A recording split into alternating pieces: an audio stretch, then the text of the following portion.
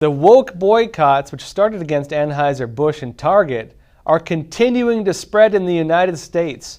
People are voting with their dollar, and companies are now facing serious financial risks if they decide to push woke values that the public does not support. Yet does this represent something bigger taking place? Well, here to speak with us about this is author of The Enemies Within, Trevor Loudon. Hey, Trevor, always great having you on Crossroads. Hey, good to see you, Josh. Haven't seen you for a little while.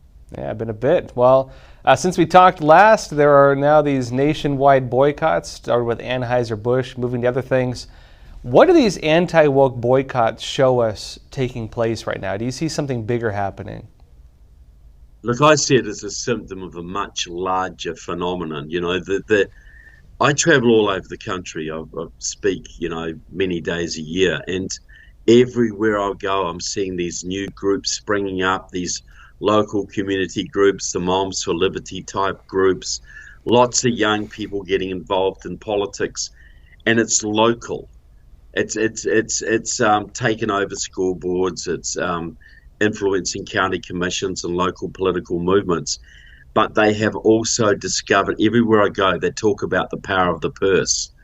You know, if the federal government won't use the power of the purse, we will. We will stop buying from Target. We will stop buying from these woke companies that do their best to wreck our economies. And you see this with Disney World. You see it with, the beer, Bud Light. You see it with Target. You saw it with Bed Bath and Beyond too, to a large degree, I think. So it's happening. I said everywhere I go. Well, I know people said before, and I heard it pretty often, that, boycotts don't do anything. Boycotts don't really have a long-term impact. And especially when it comes to conservative boycotts, people have noted, you boycott them for a little bit, but, these big investment companies, the ESG ones, pour money into them. What's the point? Do you think that they're having an impact, these boycotts? Look, you see massive hits by Bud Light. You see massive hits with Target. Yes, they notice, and yes, money gets poured in, but there's a lot of companies that may be thinking, wow, should I do this? Should I do this campaign? Should we go woke? And they're thinking, well, I don't really want to lose 25% of my share price. So we see there's a lot of things that don't happen that might have otherwise happened.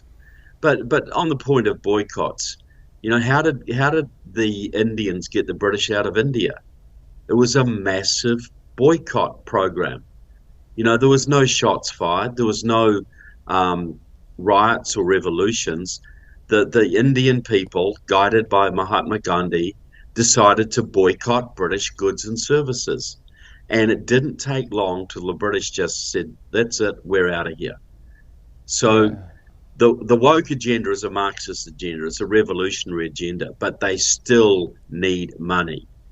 They still have, their lifestyles to maintain. So yes, it does have an impact, and we should keep it up and accelerate this tactic. You said the woke agenda has a Marxist idea behind it. You and I talked about this, but for people who've never heard that before, how would you explain that there's a Marxist agenda behind the woke agenda? Wokism is what the communist Chinese used to call consciousness raising. You would have people in a town hall, and there'd be somebody on the stage who owned 2 pigs when everybody else only had 1. And they would abuse them and throw things at them and curse them and even physically harm them. And so this was to raise people's consciousness of class struggle. The capitalists are exploiting us. Well, now wokeism is to raise one's consciousness of gender inequality or transgender oppression or social injustice. It is just Maoist thought control applied to an American situation. It's applied to race, it's applied to gender, it's applied to class issues, but the principle is the same. Wokism is about finding victims, finding oppressors, and using that energy to transform society. We used to call it brainwashing. The communists call it consciousness raising. Now they call it Wokism. Well, there's something important going on too, which is we tend to see the grassroots on the socialist side being very well organized. They're authoritarians by nature. They believe in centralized power structures. You don't really see that with conservatives. Typically they're more like, more natural grassroots. They don't really unify as much because they don't have that collectivist idea. I know you're traveling around the country and you're talking to a lot of people. Do you see them coming together, and what does that look like? Well, look, absolutely I do. And you're right. The left appears large because it's organized and focused and disciplined, and it attracts people with a collective mindset. Conservatives, patriots, they don't really like, they just want to run their own lives most of the time. They only get together when they have to.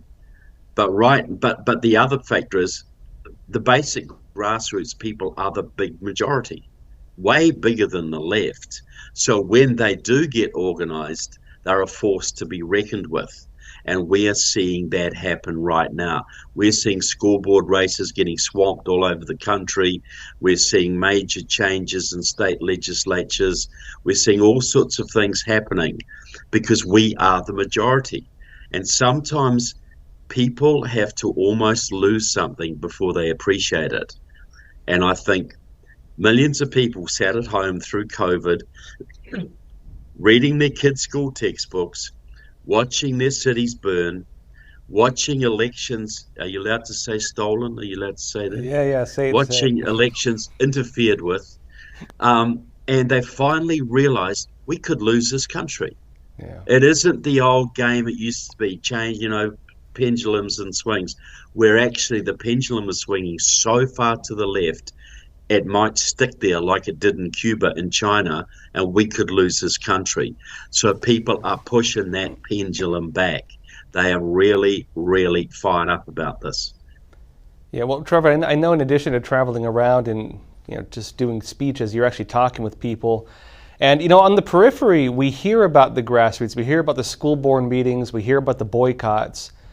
In your impression, because I know you're probably one of the top experts on these communist movements in the U.S., in your impression, what is the depth of understanding among the kind of rising conservative grassroots of the real issues at play behind the scenes?